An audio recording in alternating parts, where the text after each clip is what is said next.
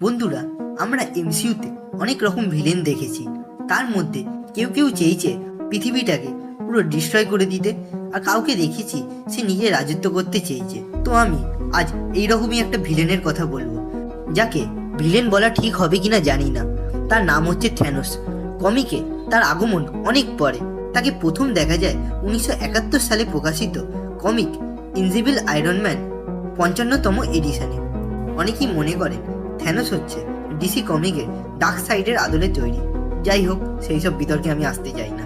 থ্যানোসের জন্ম হয়েছিল স্যাটার্ন প্ল্যানেটের মুনে। এরা হচ্ছে টাইটানের লোক, ইটারনাল প্রজাতির বংশধর, আর ওরা মানুষের মতোই দেখতে ছিল। কিন্তু থ্যানোসের ডিএনএ একটু আজব ধরনের ছিল, তাই জন্য একটু আলাদা দেখতে ছিল তাকে।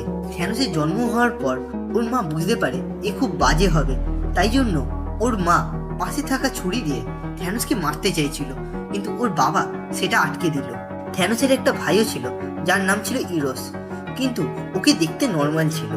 থ্যানোস শুরু থেকেই অনেক ভালো ছিল, লড়াই ঝগড়া থেকে দূরে থাকতো, স্কুলে অ্যানিমালদের দেখেও ভয় পেত। তারপরই থ্যানোসের একটা মেয়ের সাথে দেখা হয়। সে মেয়েটা একটু আজব ধরনের ছিল। সে থ্যানোসের ভয় কাটাতে সাহায্য করলো।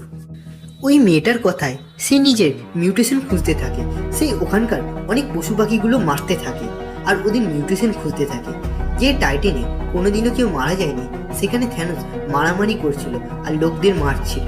সে আস্তে আস্তে খুব হিংস্র হয়ে গেল এবং আজব টাইপের হয়ে যাচ্ছিল। একদিন কিনা সে ওই মেয়েটাকে প্রপোজ করে, আর সে তাকে রিজেক্ট করে দেয়। সে উত্তরে বলে ভালোবাসা হচ্ছে বাচ্চাদের খেলা, সে শুধু লোক মারতে ভালোবাসে। এরপর 17 জনকে মারার পর থ্যানোস নিজের মাকে মেরে দেয়। এটা ভেবে হয়তো সে এবার জানতে পারবে সে আলাদা কেন, কিন্তু তারপরও সে কিছু জানতে পারল না। তারপর থ্যানোস টাইটেন ছেড়ে পুরো ইউনিভার্সটা ঘুরতে লাগলো, যাতে তার পাওয়ার আর নলেজ আরও অনেক বেড়ে যায়। কিন্তু পুরো ইউনিভার্সটা ঘোরার পরও সে নিজের আসল পরিচয়টাই জানতে পারলো না। তারপর সে আবার টাইটেনে ফিরে আসে আর ওই মেয়েটার সাথে দেখা করতে চায়। ওই মেয়েটা বলে আমি তোমাকে তখনই অ্যাকসেপ্ট করব যখন তুমি আমার সব কথা শুনবে। তারপরে থ্যানোস একটা নতুন সফরে বেরিয়ে পড়ে।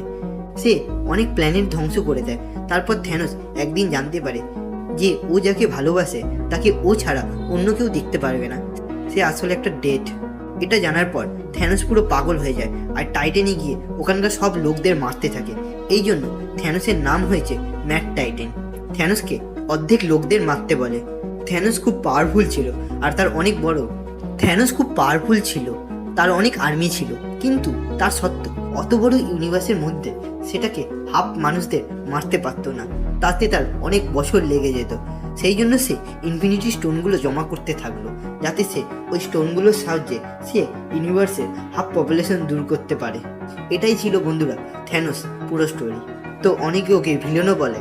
এটা একটা মার্বেল কমিক্সের অনেক বড় ভিলেন হিসেবেই দেখা হয়েছে। তো এখানেই শেষ করলাম বন্ধুরা। ভিডিওটা ভালো লেগে থাকলে লাইক করে দিও, চ্যানেলটাকে সাবস্ক্রাইব করে দিও, আর নোটিফিকেশন বেলটা অল করে দিও। আর আমার চ্যানেলে গিয়ে